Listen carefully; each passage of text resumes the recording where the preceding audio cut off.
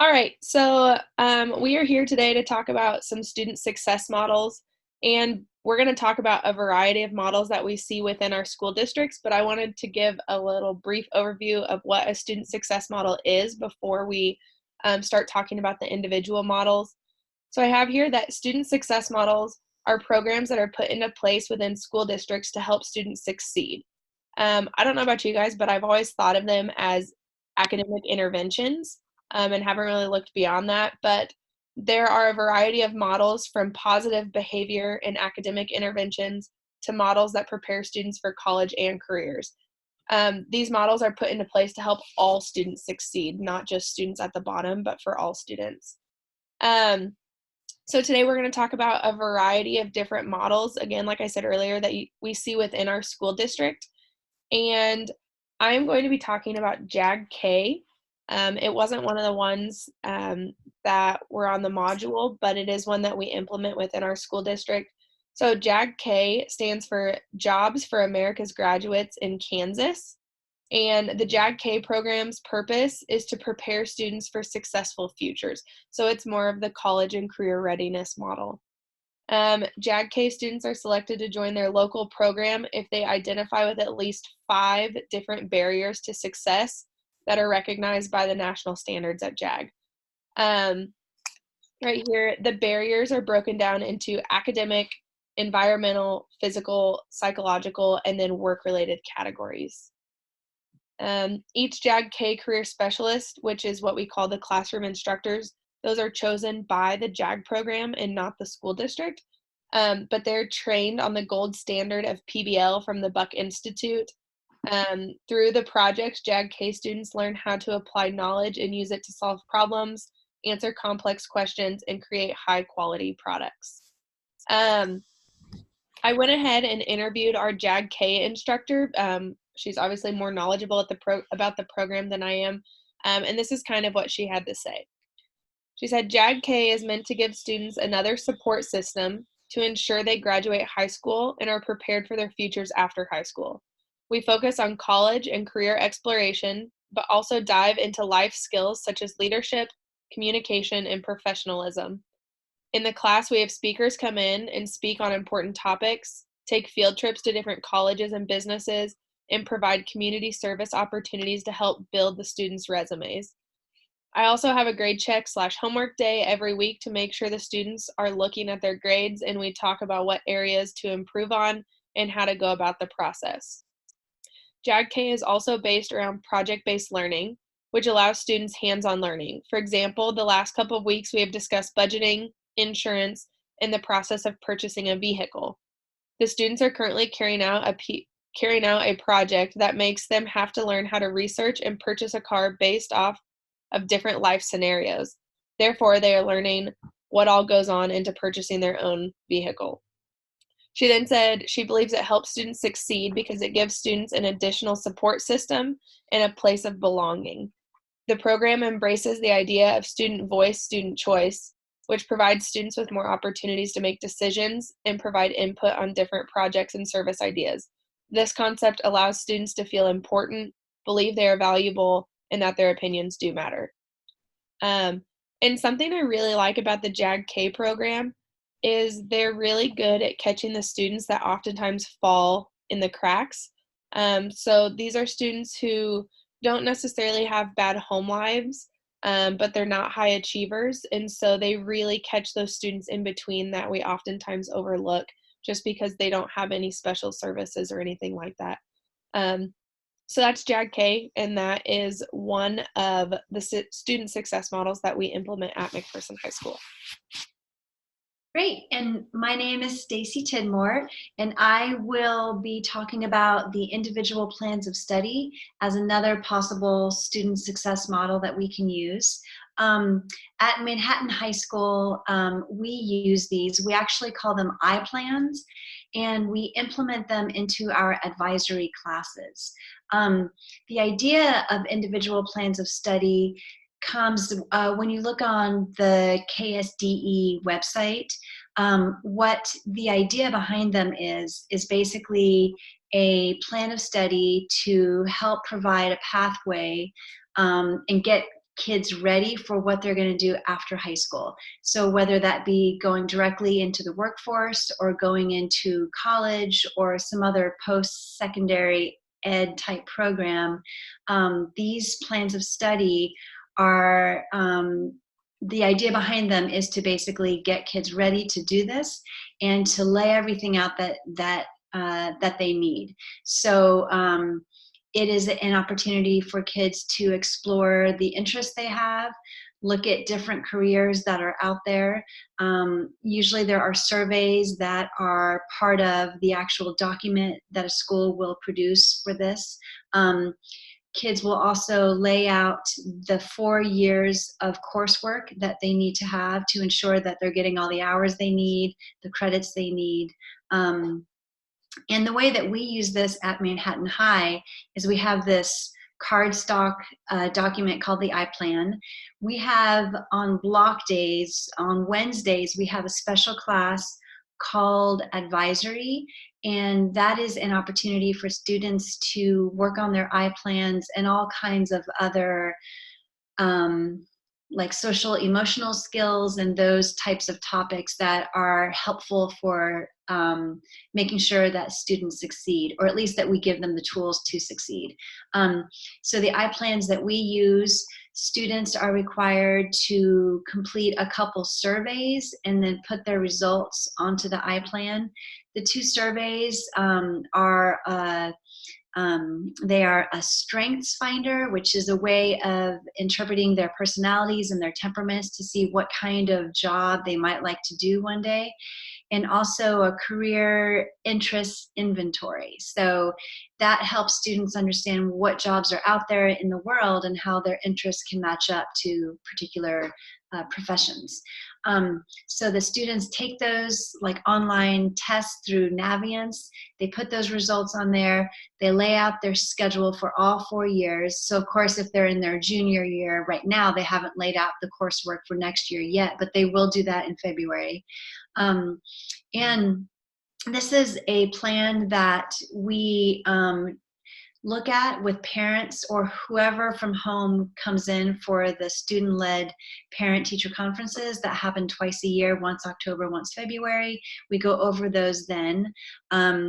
We also develop these iPlans to be flexible. So if during their freshman year a student identifies that they'd like to be a veterinarian and then their interests change, there of course is the opportunity on the iPlan for them to document that now they want to become something else, right? So they're very flexible that way. And they're also something that teachers, students, and folks from home have the opportunity to have some input in. When we have conferences, these like pieces of paper have been really helpful because it gives us something tangible for students to show what they are interested in and what their plan is. They're actually writing out, here's what I want to do, so that means I need a 2-year school or I need to go to trade school. They actually write these things out. And when that happens, the conversations with their parents and folks from home are just really, they flow a lot more easily. And parents have the opportunity to put some input in there so that conversations begin. So at Manhattan High, the iPlans have been really successful. I think they're helpful.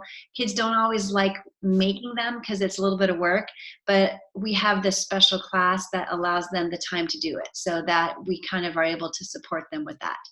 So that is the individual plan of study that we use. Well, thanks, Stacy. That sounds great.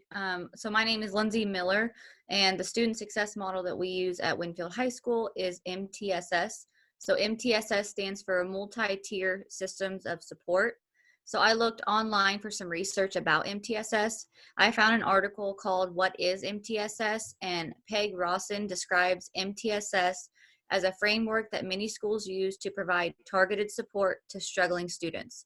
So her article describes how the MTSS has 3 tiers of support. So tier 1 is for the whole class, so that's instruction to everyone. Tier 2 is used for small group interventions, and tier 3 is usually for intensive, individualized support. So I tried to find a case study, and I found one written by Deborah Telfer, where she specifically looks at MTSS and how Kansas uses it. So Kansas is working to improve the results for each child. The case study looked at the Wichita Public Schools, and Dr. Denise Seguin said she is the assistant superintendent there. She had some great things to say about MTSS. She talked about how their overall mission is to make sure that every student graduates as a reader as they focus on literacy. So the Wichita schools follow Kansas's state model for MTSS, and their school, they provide professional development to the teachers so that they can learn about MTSS and then learn how to implement it in the classroom. Especially since they're focusing on literacy, they want to make sure that all of the teachers are focusing on that, not just the English teachers. The case study also looked at Shawnee Mission School District in Kansas, who also follows MTSS. So Deborah said that they use universal screenings, progress monitoring, diagnostics, and outcome assessments to assess their student progress.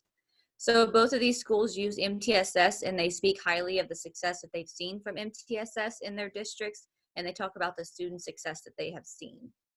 My school uses MTSS, and I'm still new to the district, so I spoke to our English teacher, who's kind of the head of it at our school. We're in a phase of having new administration, so right now we don't have a specific MTSS team. It's kind of just our building leadership team. She talked about how our school implements MTSS by having social emotional learning, reading, and then math. So our social emotional learning takes place during our Viking time classes, and she said that's only at tier 1 currently, and we do that with our Viking time kids. So Viking time is in the afternoon, and we have it every day, but on Mondays we have no movement, and that's when we focus on those specific lessons.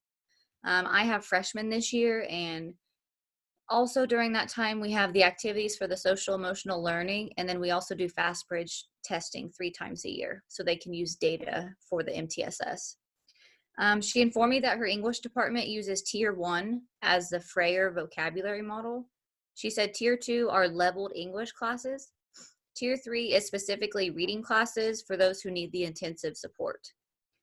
They use FastBridge for their data, and then they also check at semester to see how the kids are doing and then see if they can shift them around. She said it's a lot easier at the elementary level to pull a kid out and put them in a different class, so they can't do that mid-semester with grades, so they have to wait till the end of the semester.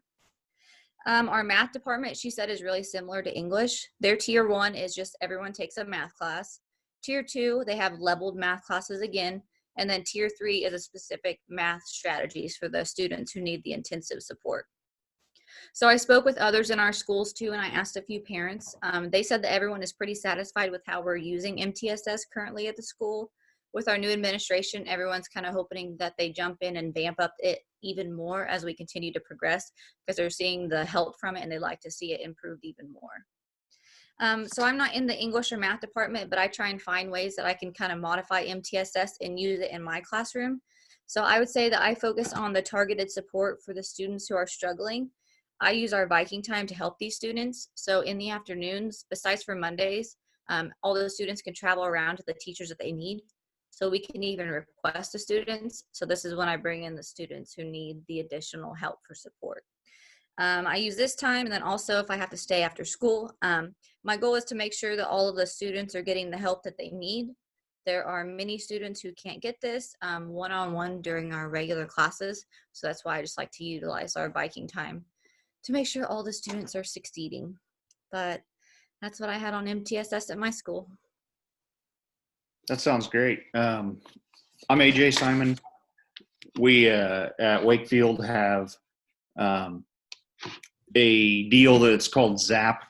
We don't have anything with some of the stuff that we had in our assignments and stuff. We don't go through any of that. We used to have an MTSS, like Lindsay, but through the redesign process and stuff, we've kind of gotten away from that.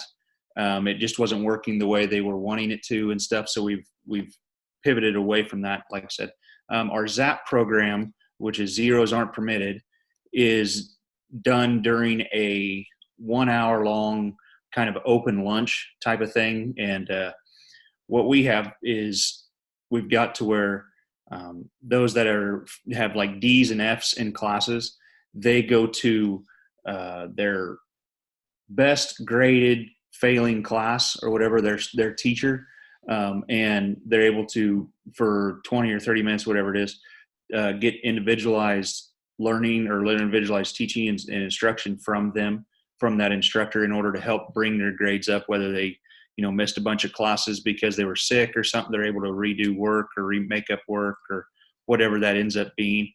We used to actually have to where all the kids that were in the ZAP for that week, they would go to a central location, and all the kids would be in the one room, and then we'd have basically the high school teachers would take shifts taking care of that room. And that seemed to help some, but it got to the point where, like, we'll say, for instance, for me, I'm an industrial arts teacher. I couldn't really help the students in their history and their advanced chemistry or stuff like that. So we switched it to where the kids actually go to the teachers now that they need help with. Just for an example, our middle school math teacher, who, as you can imagine, middle school math, there's quite a few kids and stuff that are typically on the D's and F's, or can be, and stuff in that particular subject. He had, what was it, to the end of the last semester or last quarter, he ended up to where he only had one or two, I think it was, kids that were actually failing his class, which before there was, like, I don't know, 15 or more or whatever. So it's to the point where, it actually does end up helping by giving them that individual instruction time and those types of things. Now, during that same ZAP time, though, you don't have to be failing to go and get help from teachers. The rest of the student body and this and that, they're able to actually go and get help and stuff too, in order to try to stay above and beyond of what they need to be.